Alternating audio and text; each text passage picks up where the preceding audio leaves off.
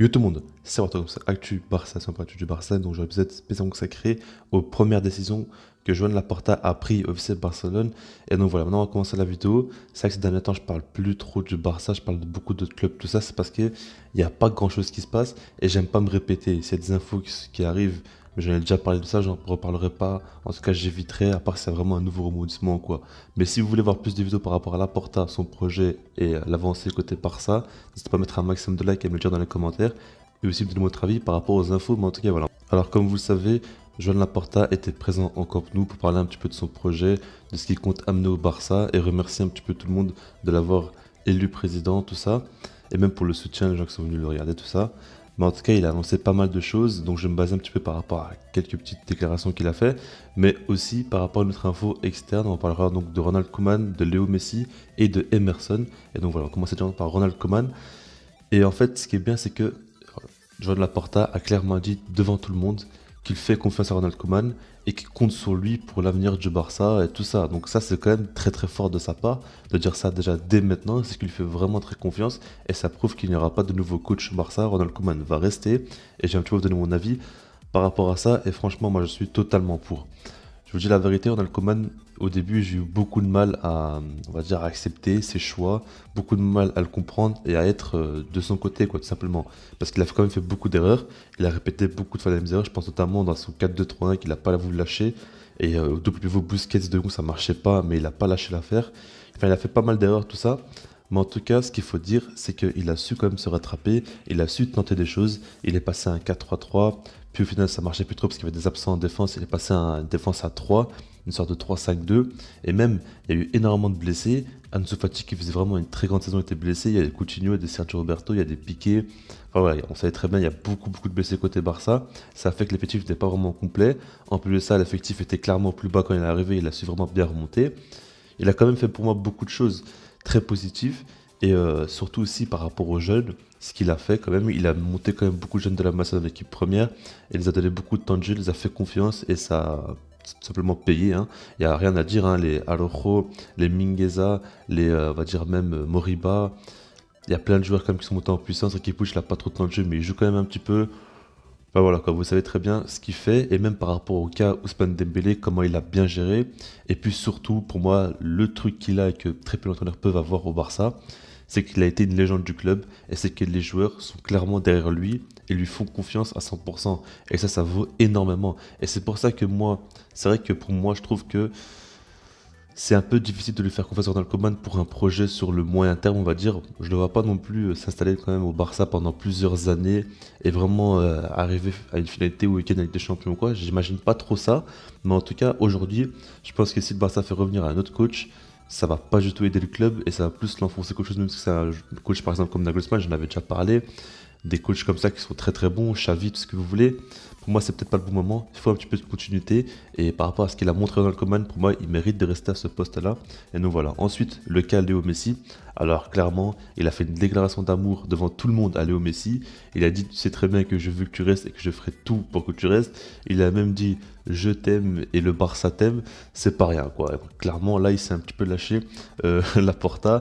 En tout cas, voilà, c'était assez, on va dire, marrant parce que même on a vu Messi rigoler, tout ça, c'était un peu on va dire good vibes, hein, mais l'idée est claire, nette et précise, c'est de montrer à Messi, et même devant tout le monde, il assume que le but sera de le prolonger, et qu'il ferait tout pour le prolonger, proposer le meilleur projet sportif possible, et ça c'est pas rien quoi.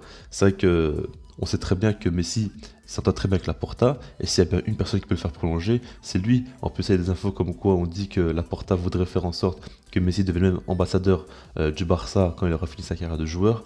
Donc c'est pas rien quoi, il a énormément d'estime pour Léo. Et il a dit que pour lui, c'est le meilleur joueur de l'histoire du foot. Enfin, voilà, il l'encense énormément. Et pour moi, une prolongation de Messi est de plus en plus envisageable, de plus en plus possible. Alors que moi, je vous avais dit, j'y croyais absolument pas. Mais là, il faut voir quand même que le Barça, on va dire, c'est pas encore la folie. Mais ils sont quand même dans un. Le Barça se reconstruit enfin sur ses bases.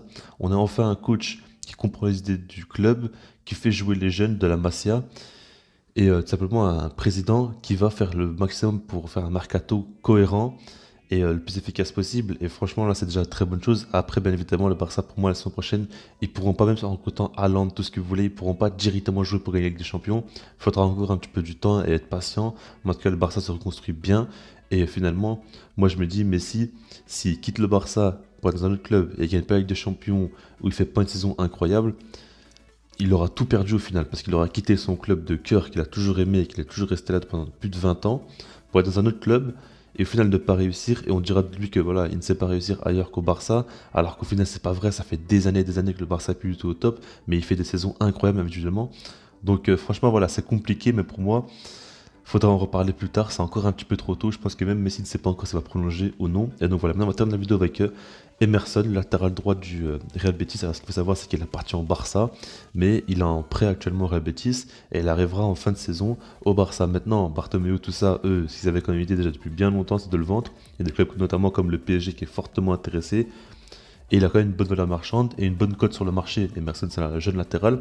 Il a seulement 20 ans, si je ne me trompe pas, 20-21 ans. Il est brésilien, très technique, très porté vers l'avant. Voilà, c'est le genre de profil-là qui plaise énormément.